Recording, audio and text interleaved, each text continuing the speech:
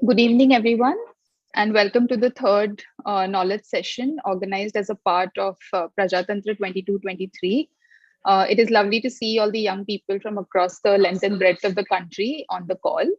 I am Mayura, and on behalf of the National Institute of Urban Affairs and Praja Foundation, I extend a very warm welcome to all our participants and our esteemed guest speakers. As an update on the ongoing Prajatantra, we had around 1,000 young participants with us in the quarterfinal round, which was conducted last month. And they were representing 79 cities from 23 states and 5 union territories. I would like to take a moment here to congratulate everyone who participated in the competitions with such enthusiasm, and also to all the young members who have qualified for the semi-finals that will take place tomorrow and the day after. We wish you all the very best. Before I introduce the speakers, let me just take a moment to spell out the ground rules for the session. Please put any questions that you may have in the chat box or the Q&A box, and our speakers shall try and answer most of them. For the participants who have not been able to join due to the limit of the Zoom meeting, this session is also live streamed on Praja Foundation's Facebook page and NIUA's YouTube channel. It gives me great pleasure to introduce today's speakers. We have Mr. Kunal Kumar, who is the Joint Secretary at the Ministry of Housing and Urban Affairs, and also the Mission Director of the Smart Cities Mission. Previously, he has held the offices of Municipal Commissioner at Pune and Kolhapur Municipal Corporation, and that of a District Collector in several districts of Maharashtra.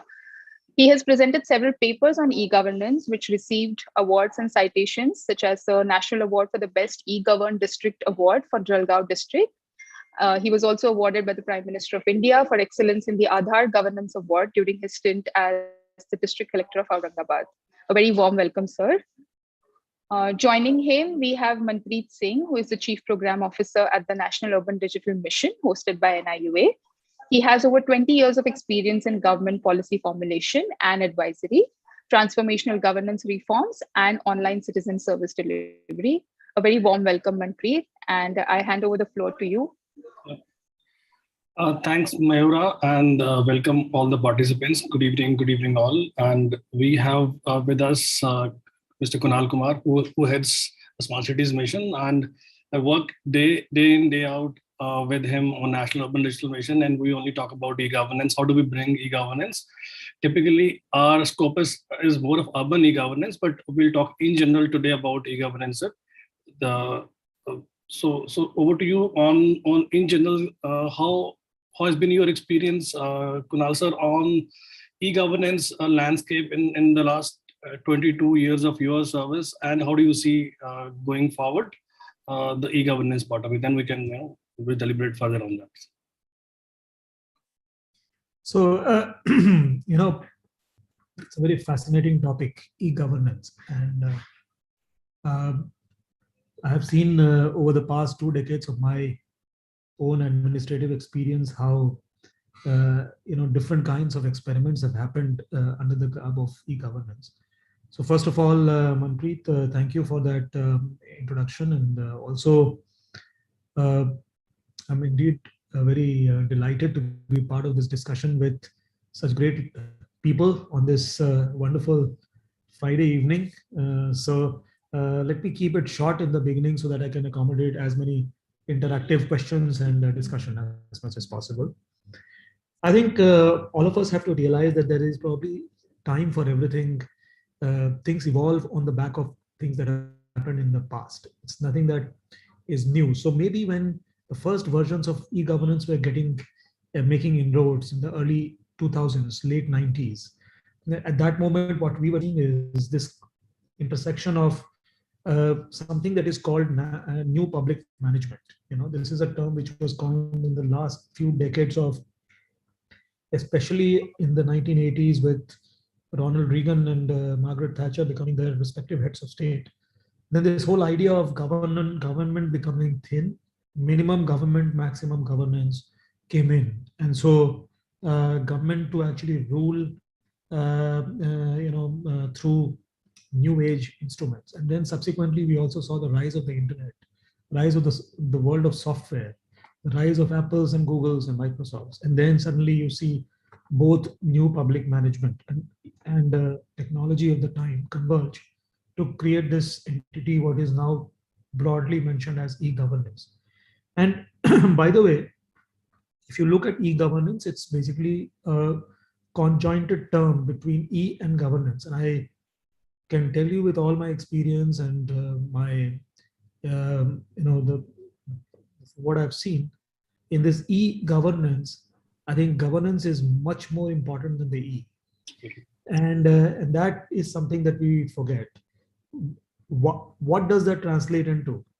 If you are trying to change something, you genuinely want to make services and your experience for people better with government, it will not only happen by putting computers and software and creating a system which will, become a bridge between the government and the citizen.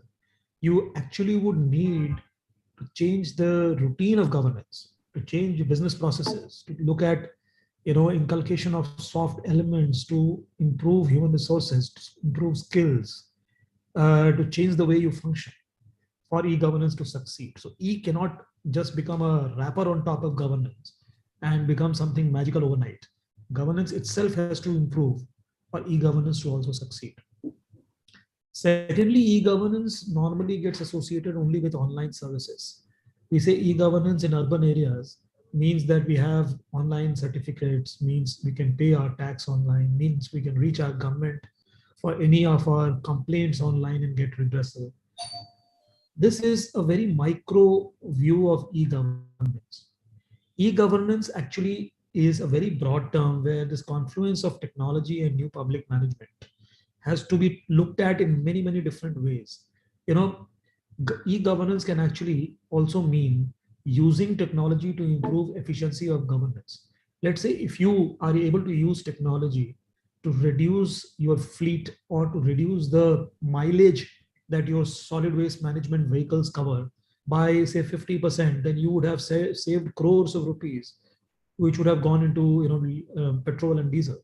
Or by using on technological systems to work on your street lights, you could better manage them, so you could reduce the cost of energy that goes in managing your systems. You could use technology to improve public transportation in such a way that technology can give you inputs into where gaps are, therefore you can increase access to people there, and also you can plan and schedule your movement in a much better way. And there are n number of reasons. You want to solve the problems of pollution, you want to solve the problems of transportation, you want to solve the problems of water, sanitation, security, housing. Everything has an intersection with technology, and therefore e-governance merely in the shape of online services is a very micro view. It's a very important view because many people, for example, if I have to look at when I have accessed my municipal government, I may have only to pay my property tax, to pay my water bill, to raise a complaint. That's fine. But if you look at the systemic view of cities, but if I have a complaint, you can resolve it through e-governance, but there could be a systemic issue why that complaint is happening. And to fix systemic issues, technology also is needed in a much broader way. So for example, I am complaining all the time that my water doesn't come in my house. You can solve that by either saying that, well, it will come tomorrow, or maybe there was a fault. But systemic solution would be that that fault never occurs in the future. So I don't need to use your very efficient and sophisticated and very beautiful citizens grievance redressal system. So technology is to be looked at in a much broader, so e-governance has to be looked at in much broader ways. And as has been the evolution, for example, we say industrial revolution 1.0, 2.0, 3.0. Similarly, I think in e-governance, they've got through many phases. The first phase was when the computer first landed on the table of a government office. I think at that time, the debates were like, this is going to kill employment, this is going to end our lives, ruin our lives. We've got the greatest competitor on earth sitting on our own table. And from that moment, from using DOS and using basic floppy disk and only using it for creating some letters and some basic office work, we moved to e-governance 2, where standalone software services started to get implemented. So from only doing desktop work, backend work in offices, we moved to actually providing standalone services. A standalone service could be, providing a mutation or something. When someone comes to our office, they can actually provide that mutation as a service. And the mutation software will, by the way, not speak to something else, other software, let's say a complaint software. They're all standalone softwares.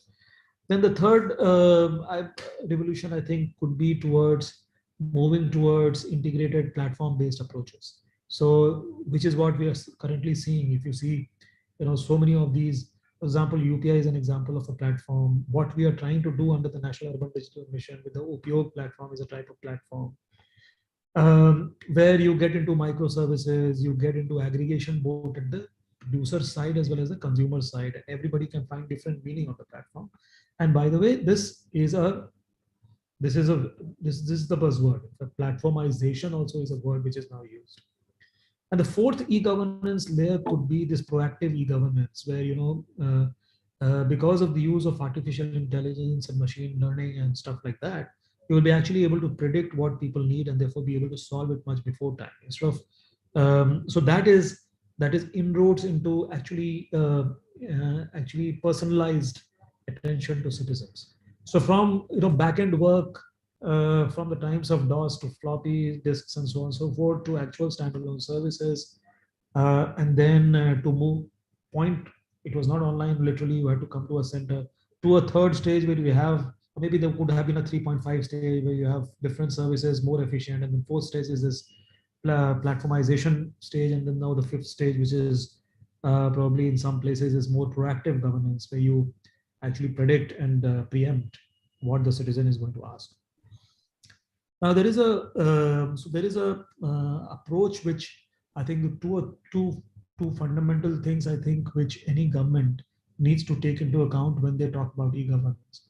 I think if you really want to make a dent in providing ease of living, see, ultimately outcomes are important. E-governance is a means to improve the quality of access, efficiency, and quality of government services, and in this case in urban areas. So if you want to do that, then you have to have basically a triangular approach, 3 nodes. One is you provide these online services in a very easy to access, simplified manner. The second is that you also need to, as a city, invest in, or through partnerships, make an attempt to increase digital literacy in society. Because if people are not savvy enough to be able to access the service you are providing, to be able to work on the service you are providing, then there will be a digital divide.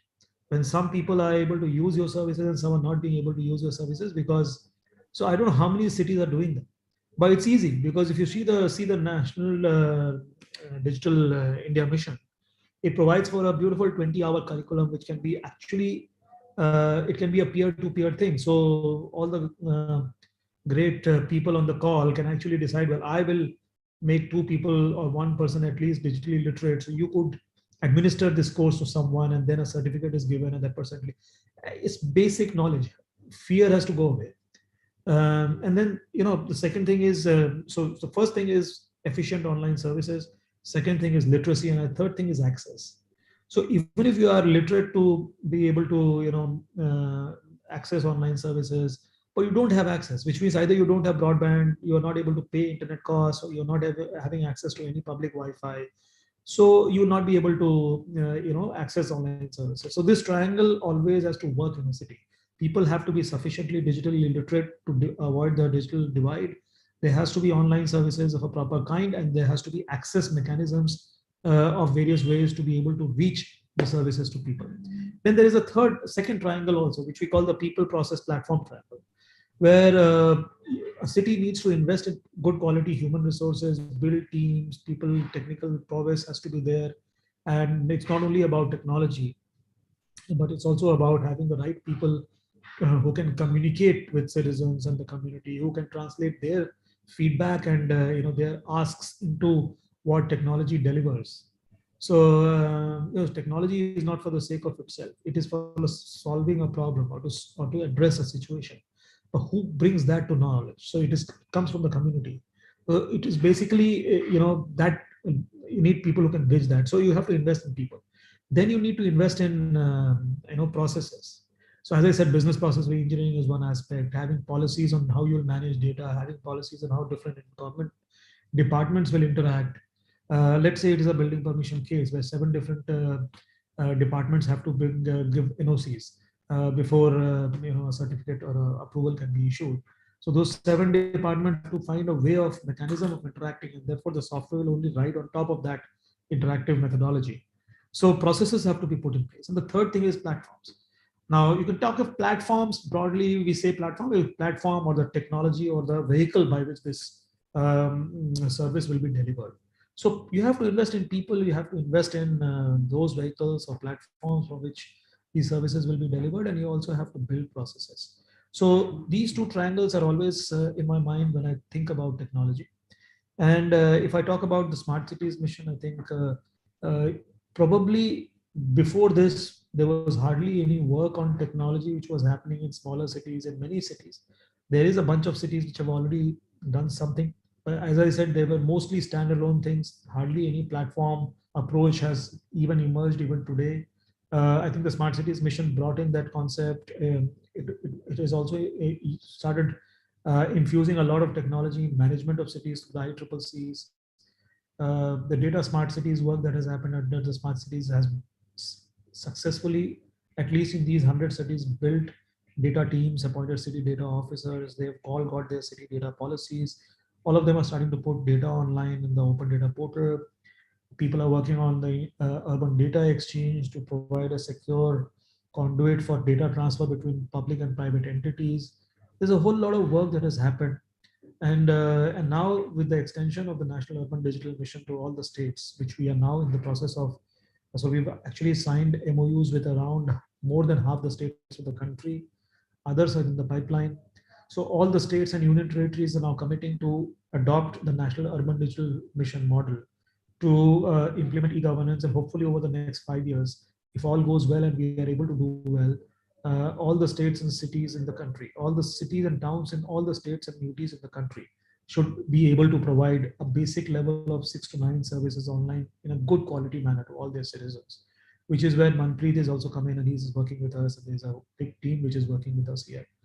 And at the end of the day, there is a lot of planning that is required. There's a lot of hard work that is required if you want to do it in a very systematic manner. Otherwise, if you just go ahead and buy some software and then subsequently you don't even have maintenance cost to maintain that software, or maybe you even don't have recurring maintenance done either by the same people, and then you have vendor lock-ins, you don't get much distance. So we have to do it in a systematic manner. You have to do in a manner where there is longevity, the sustainable solutions are found, and there is agility in the software that you build, which is where the platform approach is very important. And you are able to create a structure where federated units like states and cities can actually innovate on top of. So you created a basic layer, and on that top, all the states and cities can actually customize the software and customize the applications based on their needs. So that is where we are currently, and there is a lot of good work that is happening in e-governance across the country. Many government departments are moving towards online services. But as I said, we have to be holistic in our approach, and that is being seen in many of these implementations. You've seen what NHA is doing, the National Health Authority is doing. You've seen what some bits of it is happening in agriculture, some of it is happening in GSTN is a classical example of how e-governance has brought together a lot of work. So GSTN is a huge network, and all of that is electronically. What better to talk about than Arogya Setu and all the the COVID application and all that was done to manage the COVID pandemic. So great work is happening. We are all learning from each other, and hopefully we will be able to create much better services going forward. So I'll stop here. I wanted to be short, and then maybe open up for discussion, or open up to questions and discussion. Thank you. Right. So it was a wonderful way of describing e-governance with your experience, sir. And I would sum it up. Typically, 3 objectives you talked about. E-governance is not only about it's about governance. If I talk about final objectives, ease of living is one of the objectives. to our audience in a very simplified manner, it can be you can get an income certificate without any patwari verification. That's something on an ease of living. You can get your birth certificate directly from a private hospital. That's ease of living.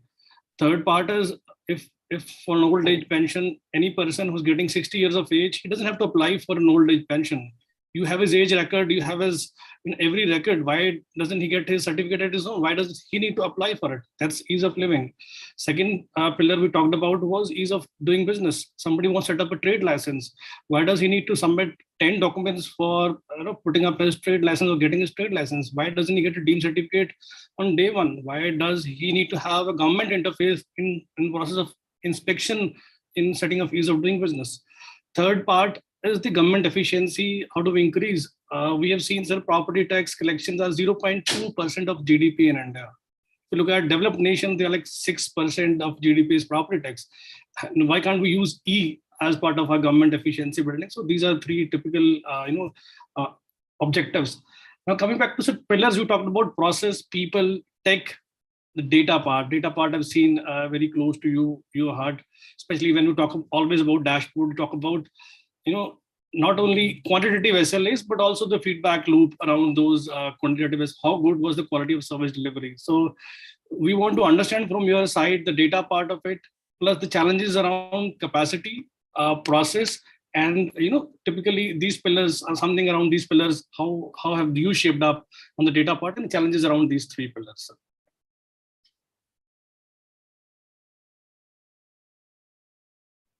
So you're on mute. Do you want me to go ahead on that, or should we open up to discussion and then we? As you wish. That's the flow. I would like to get the participants in. I can see 2-3 questions on the answer box. So let me take them first. And then if there is any other person who wants to ask questions, feel free to put more questions there.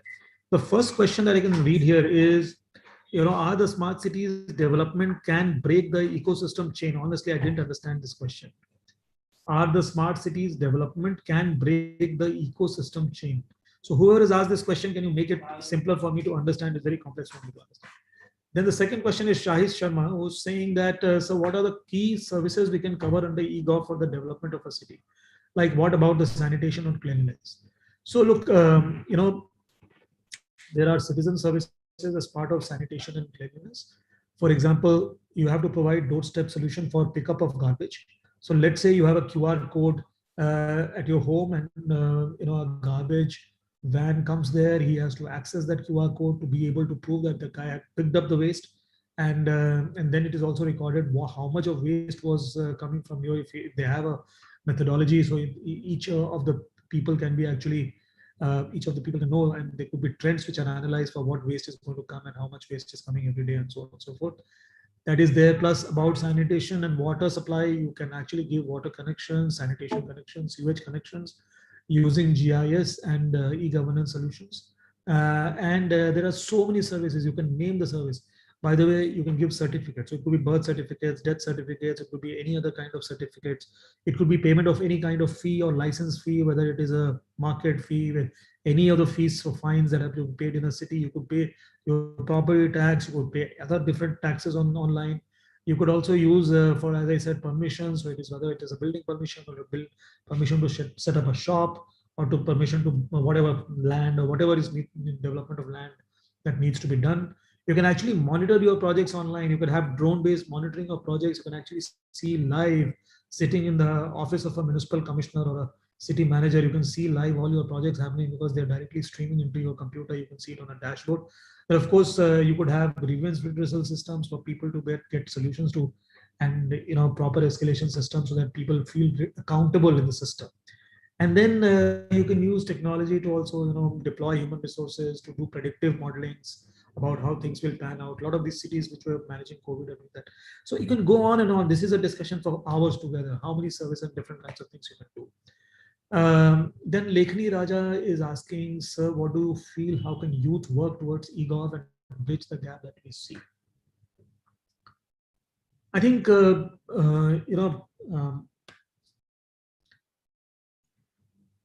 fundamentally a lot of opportunity is going to come in the urban sector in the next 2 decades. if you see India today is about 400 crore people living in urban areas, so 40 crore people, sorry. And that is likely to go up to 80 crores over the next 2 decades. So huge amount of urban influx is going to happen. And a lot of that influx will cause a pressure on infrastructure, will cause a pressure on climate, on air pollution, on traffic congestion, on health, on environment, on water, sanitation, everywhere. And plus they will demand services. So it's an amazing opportunity. So I would recommend youth to actually seriously take up uh, courses like urban planning, train themselves in urban management, look at studying the intersection of urban and data and technology, look at becoming experts in transportation systems, look at housing markets. You can look at the political economy of land. You could look at urban economics. So these are areas where not specifically directly, because as I said, eGov is not a standalone entity. Just like electricity. Well, electricity is used even in your house. It's in your car to charge your car. It's there at your building, anywhere you go. Electricity is a horizontal thing. It cuts across everything, anything. For example, you were attending a call because we could charge our laptop or computer through electricity. So eGov pans across all these sectors. If you're trying to work in housing, you need to have e-governance. If you're trying to work in urban transport, you need to know e-governance, work on e-governance. You may not be actually working on yourself, but you will have to work on with teams which know the technology behind those systems. So invest in knowing that. I mean, that's a great area of opportunity that is going to emerge, and probably thousands and lakhs of youth will be required to join the Indian urban governance ecosystem. And as we speak, there is a good move to actually, there's a lot of thought going as to how more urban professionals can be excited and to join the system. So how do we create better incentive structures to people for youth to be able to join? Then there is a question. Talk about the Smart City Fellow and Engineering Fellow on the question. Yeah, so within the government programs, especially like programs like ours, we've created this a group called the Smart Cities Fellows. That's opportunity that we have created. So thousands of applications come in every year, and 40 to 60 people join us as Smart City Fellows. We actually work on a lot of digital technology-based solutions, and they develop original solutions with their own experience as they work in cities. So it's a very beautiful model that has been developed. You can see it on our website.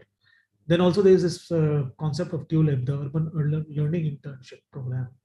And I would urge people like you to look at going on the TULIP portal.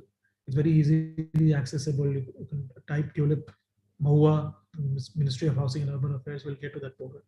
And you can actually log in as a prospective student who wants to do this internship. And you'll get a offer, or you'll get an opportunity from various either smart cities or urban local bodies. So we're trying to create youth connected. This is not only being done by the mission. Smart cities at their own level are also doing it. State governments are also doing it. So youth is a very important area of focus in all these programs. Now the next one is RN Gautam, who is asking how should developing country look at e-governance, as right now most of the e-governance related technological development is done by developed nations, and what can developing nations learn from it? What are their challenges and how should we be ready for it?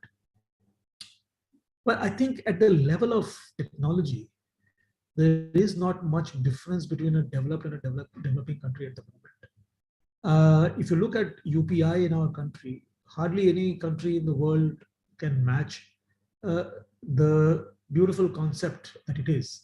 And that is the kind of technology that will succeed in developing countries. You look, I'll give you a funny example. I was like walking on the road, wanted to buy Nariyal Pani. Went to that guy, said, he said, "ठीक है, मेरे पास पैसा नहीं है." I said, "I'll pass it on. Google Pay है, कोई phone पे है, उसके पास वो भी नहीं था." So finally, a third person was also passing by. I said, "आपके पास Google Pay है." I gave him 50 rupees, and this guy gave 50 rupees to that guy. So we had a good UPI-based transaction among the three of us just because UPI existed. Now, you go to villages, people are using QR codes. I am surprised. You go to buy vegetable, वो उसको बोलो तो बोलेगा sir phone पे कर दो. So that is the kind of technology that we are developing. So our technology has to be easy to access, which has been proved by this one. Look at what has happened through COVID, how people have registered for vaccination, and how this Arogya Setu thing played out. This is not even available in developed countries. I was, for a brief while, when the COVID situation was bad, I was in the US, and I can tell you that people were getting tested 8 days later, and the test result was coming 8 days later, and some vaccination requests also were taking a huge amount of time. In our case, well, we were shouting at our government if it was coming about 2 hours late, but that is the situation in countries like US. Point I'm making is that technology itself is available now. Deploying it in the right ways, being innovative with it, creating proper test beds so that you are able to test out solutions which matter to you the most. We require solutions, and sometimes also taking this approach that best can be enemy of the good. So you have nothing, and you start talking about only having a chartered aircraft. You can first have a bicycle, then you can have a car, and then you can move it. So the point I'm making is that in e-governance, technology itself should not be the fact. What you are trying to achieve, as I said in the beginning, what you are trying to achieve and how it can be achieved in a doable way today can be upgraded tomorrow, and it can be done in a way which is very suitable to our context. That has to be seen. So the processes, hows of doing it is important. The technology itself is available. We have excellent talent in our country. Also, we need to create templates and toolkits, and we will be able to hasten. So somebody does something good, as a national government, as a state government, we should be able to collate that information, spread it to other people so that they can learn from it and do something faster. People should not be making the same mistakes again and again. We don't have that luxury of resources. So the sharing of ideas can happen, and we have to look at also open source deployment of in areas of criticality. So I think developing countries may, specifically today, I think India is really setting very high standards for many countries. And I would say reverse. Developed countries are now in a time has come that they should look at what countries like India is doing. The challenge with us is not in technology.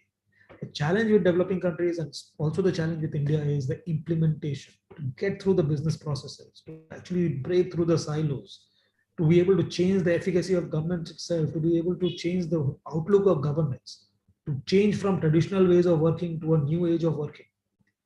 That is more important and more troublesome in a developing country, because systems develop over time, which is why it's a developing country. We are all said and done 75 years after independence, but our systems are evolving. Our urban governance is evolving. So E can only do that much, but governance has to improve. So I think the bigger problem is that, not the technology itself. Okay. Chinmay is asking, sir, I want insight on how land issues can be resolved by e-governance. Now, one of the things that is being talked about, I'll give you the more glamorous answer, which is blockchain. Now, you might have heard about blockchain, you might not have heard about blockchain, but probably it's the most old technology of ledger keeping. Look, in a land administration, in a state or in a city, either there is a tehsildar or a talati or a patwari, there is a building engineer, there is a mutation maybe at the revenue officer level or maybe the municipal level. So a system in blockchain can be developed where all land transactions can be actually ledgered on the blockchain. And each of these entities do not need to ask for repeated questions and repeated documents from the person. So suppose I have got a mutation with the revenue authority, but there is no record of that in the municipal authority. And the municipal authority, even if it records now my name on that property, the building permission department doesn't get access to it, which is where the building permission department, when I'm applying for a building, again is asking me to bring my revenue documents and my property documents and all that. All that can be removed if you're on a blockchain. Plus, it becomes a secure system, it becomes a transparent system. Everybody is on it. Everybody knows what transactions are happening. So duplication, cheating, wrong practices, malpractices, all that can be avoided. That's one part. Then all this, on land, we could actually do a very good GIS layering, where all things that are associated with the land, whether you want to get water connection on the land, you want to see whether you want to get electricity connection, you want to get sewage connection, you want to see the history of that land, of who owned the land before and how it has been mutated to the current owner. All that is possible on GIS, and linking together all the data that is available with multiple different government departments. It can come in through APIs, so that when you want a complete profile of a land, it's almost like उसका पूरा vital statistics आपको मिल जाएगा. इस land का ये ownership था, पिछले 50 साल में इसके पास गया, इसके पास में ये water line जा रही है, अगर इसको water connection लेना है तो इतना खर्चा आएगा, sewage इतना आएगा, ये आएगा, उस तरह से कर सकते हैं. Plus, of course, regular issues about building permissions, land selling permissions, and all that is possible. You can see that land registration system in most states has now become very good. It is all electronically done. Even and in some states you may not be in your own city. You can do it from anywhere in the state or anywhere in the world.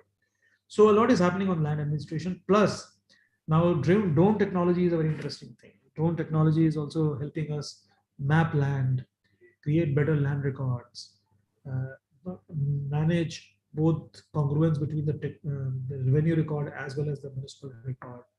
In fact, 3D mapping has now come in, so you can actually take decisions about projects.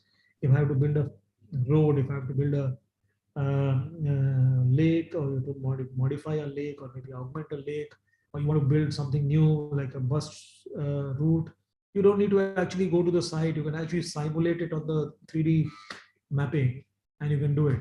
Plus, you might have heard about digital twins.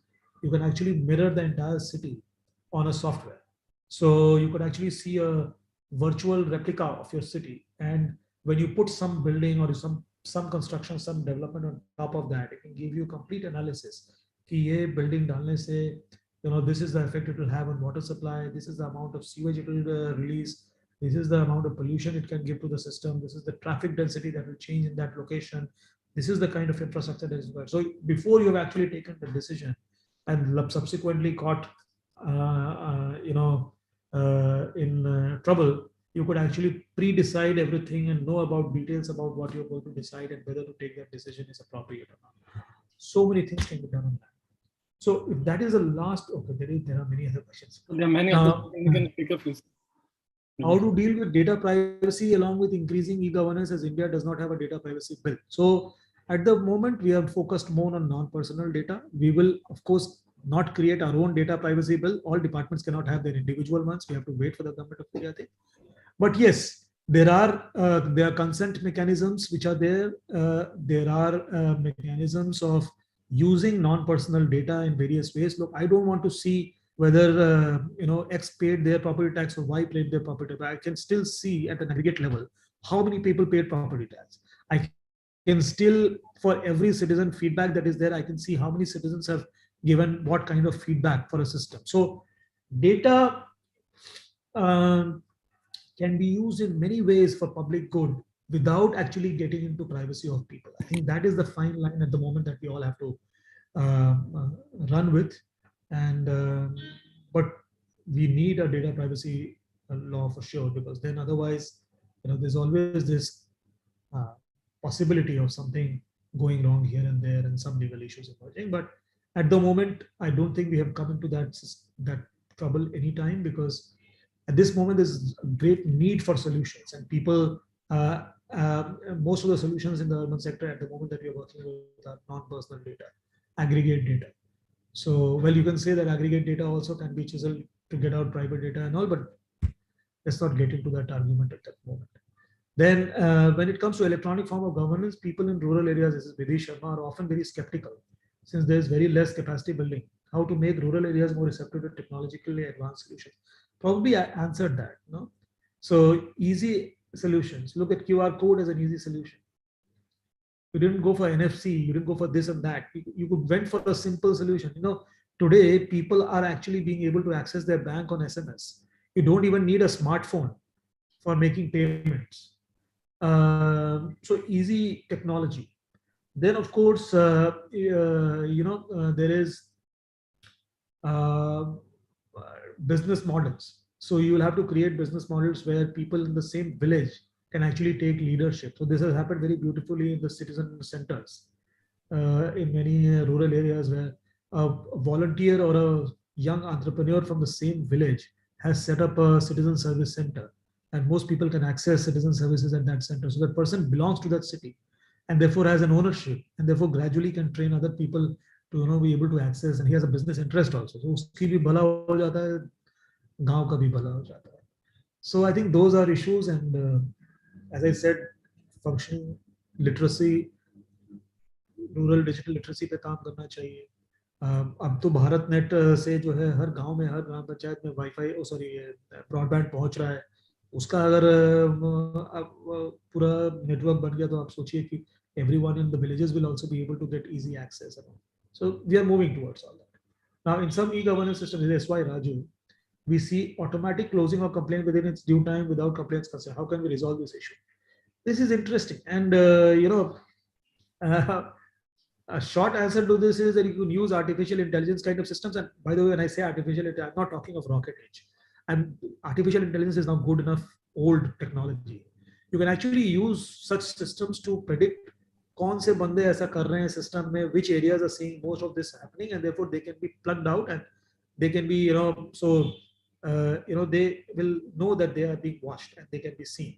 The second thing is that there may be genuine issues, which is why the person has to is trying to do this. So maybe there is no water supply line there, and people will keep complaining about water supply. Obviously this guy can't do anything because वो line ही नहीं है, तो पानी कहाँ से लाएगा? So he will keep saying, well, I have done this before, complaint close कर रहा है. So fundamental issues also need to be resolved. Third thing is good escalation mechanisms and continuous review and monitoring by the senior officers. So if you have a heat map of the city, you know which areas are giving you more complaints, where are the complaints getting closed. You can quickly diagnose, what are the problems, and you could fix them. And most importantly, always have a closed loop with the citizen with a feedback mechanism.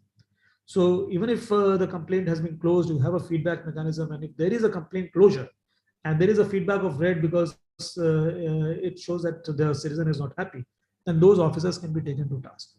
So technology provides a lot of these solutions. On the feedback part, there is a tech plugin from Mighty Government of India called Rapid Assessment System. It's a small plugin, gets attached to any application. Whenever a citizen application is closed, a message goes to that person with a link.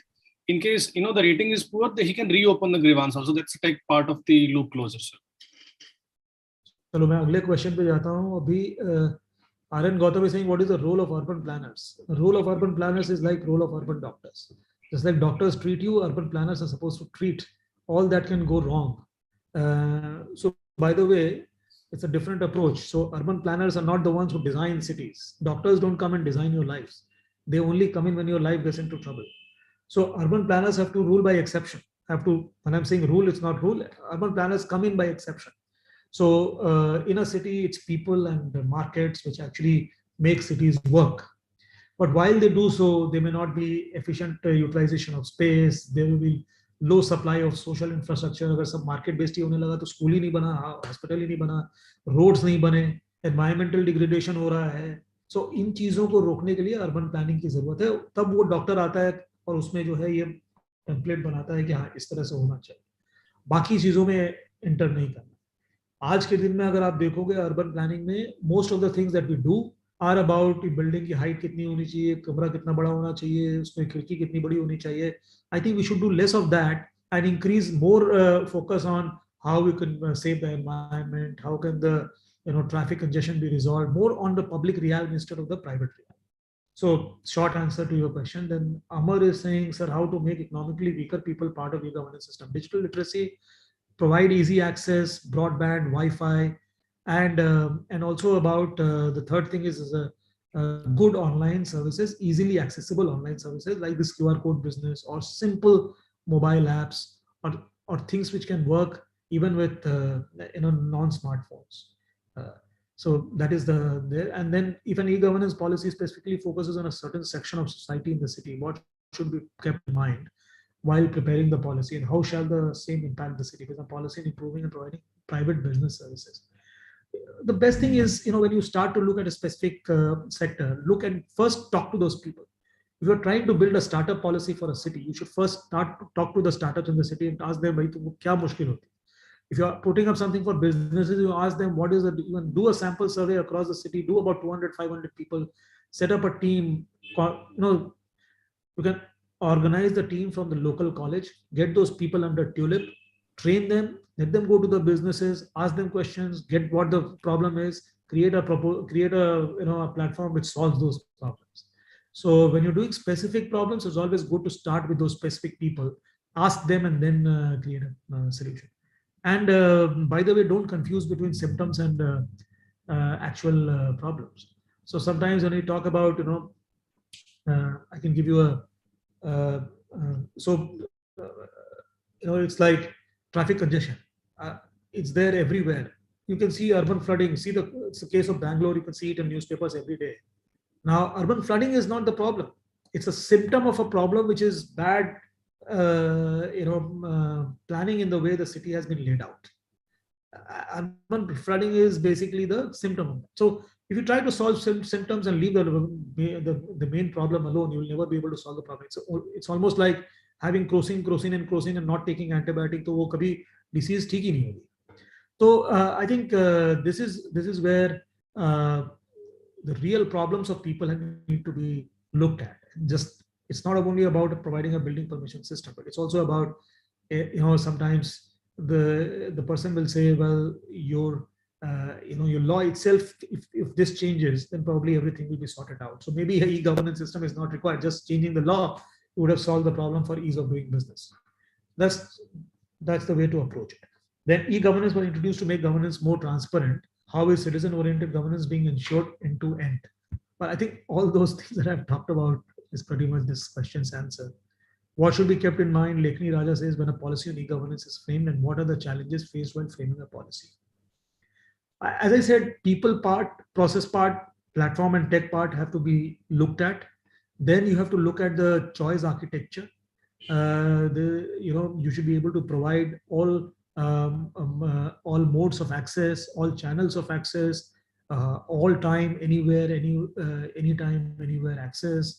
You should be able to prepare systems where you don't create vendor lock-ins. You have an open architecture. People can innovate on top of it,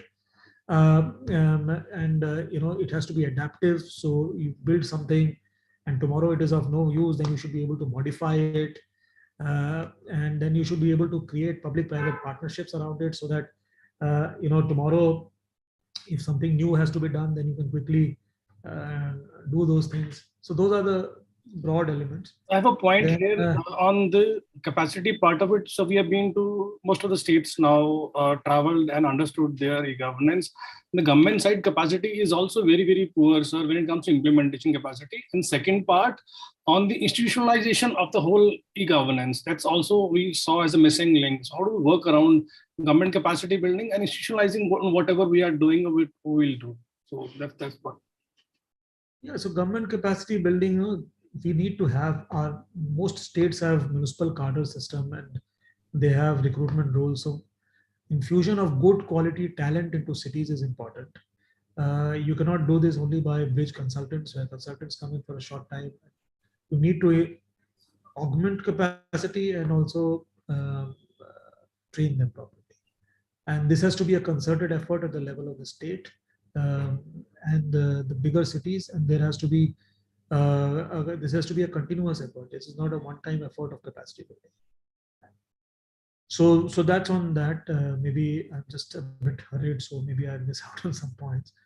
I'll take 2 or 3 more. Alok, the challenge between a developed and developing country is how one handles data and the privacy around that. Should integrate the issues of data privacy. I think I have answered part of that, so I'll skip that. So would it be risky if we try to centralize all services through a single app? Yes. It is risky. The entire management of the app itself, then you, over a period of time, risk redundancy. At the same time, you are stopping innovation on that app. So what do you want? Let's say you want people to be able to access the government, so that if they see kachra on the road, they can inform you and get it cleaned. You create an app and say, isi pe hoga. दूसरा बंदा कोई और technology लगा के उससे बढ़िया कर सकता है, उसको आप रोक रहे हो. So let many apps come up, but the objective be solved at the end by an outcome which is what you desired. So never should you get into this business. You should basically prescribe standards. You can say that this is the way you have to, these are the standards that have to be followed, so that data can be the data coming from this app can be used by some other app, and which can create more complex services. Standards are good, but beyond standards, you should leave the, the mechanisms of creating that outcome can be left to many different players, and that is how best systems come out. If you go to a city abroad, you will see there are 10 different apps for accessing bus services. You can choose any, and you can actually get the bus service that you want. So how funding can be made over tier 3 cities? You want to do citizen infrastructure development as well as capacity building programs. A large part of it has to come from the state and the central governments, and those efforts are being made. Plus also cities themselves will have to find some innovative ways of financing this.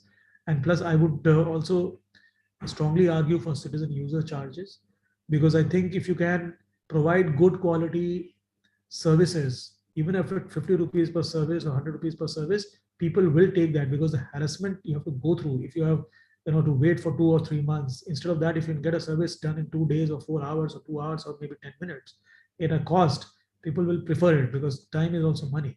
So I think it has to be a mix of funding from a government as well as user charges. Chetan Vaidya ji, thank you for that comment. I thought it was a question and your name is there. So thanks for attending this call and being patient with my talk. Even in online services, there can be manipulation. Even without having vaccination doses, many people received. Yeah, so no system is foolproof. And that is the, constant gaming and innovation that you need to keep doing. And you cannot get into a paralysis saying, yaar, aisa hoga to hum kyun kare hi kyun? So, when people are very afraid of failure, they don't succeed because they don't do anything. Failure ही होना है तो करना क्यों है?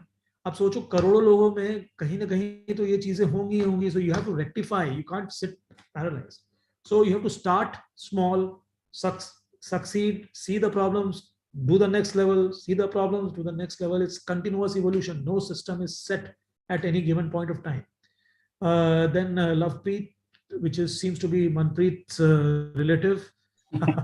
Sir, who to tackle the housing society problems? Become my relative with all Preets. I think housing society problems, you look at, if you're talking about RWAs and all, they can have their own integrated systems within for citizens to interact with each other, elderly to interact with each other, children to interact with each other. There could be a problem solving app. I live in a society where there's a problem solving app, where if you have a problem related to a carpenter, you have a plumbing problem and all, you can raise it, and the society has a system by which that problem is rectified. Things like that can be done. Can e-governance create threat in job opportunities in the future? I have probably talked about it. Each solution that you creates two different, problems and two different solutions as well. For example, you see Amazon came and Zomato came, and everyone thought restaurants will go away, but restaurants are still there. But there's maybe there's a dent there, but there is a big gig economy that has been created. Now, there is always going to be a plus, there is always going to be a minus. In certain areas where plus exceeds the minus, there will be job creation. In some areas where the plus will be less than the minus, jobs will go down. But on an average, you will see that one opportunity goes, other opportunity comes up, which is where it's not about job, it's about skill. And today, a person needs to have diversity of skills, need to keep retraining and training ourselves, so that if you lose one job because of some technology change, you're able to get another. So it's more important to now do multiple cycles of skilling. How to mitigate the problem? Multiple bylaws states have for, so urban is a state subject. It's not a problem if states have different laws, but it is a problem when in the state you have multiple laws. That should be done away with. And also at the national level, we could see, that broadly where citizen services are concerned, laws can be simplified so that, people have universal access sort of across the country.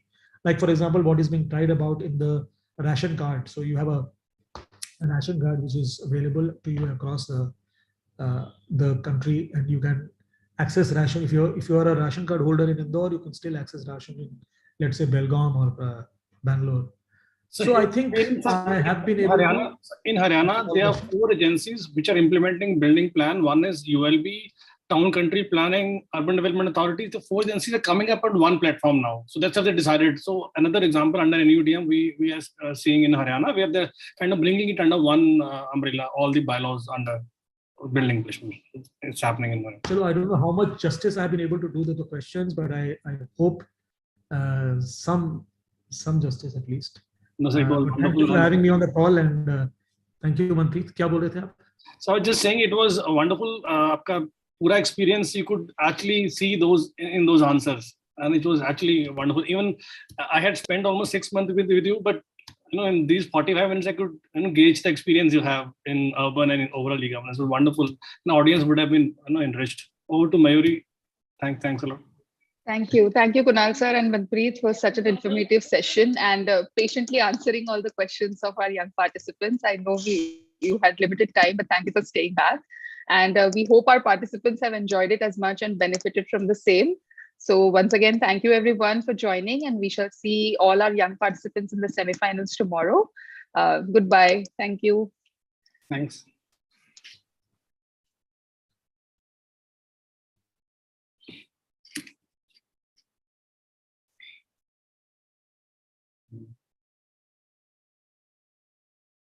Shafiq, you can close the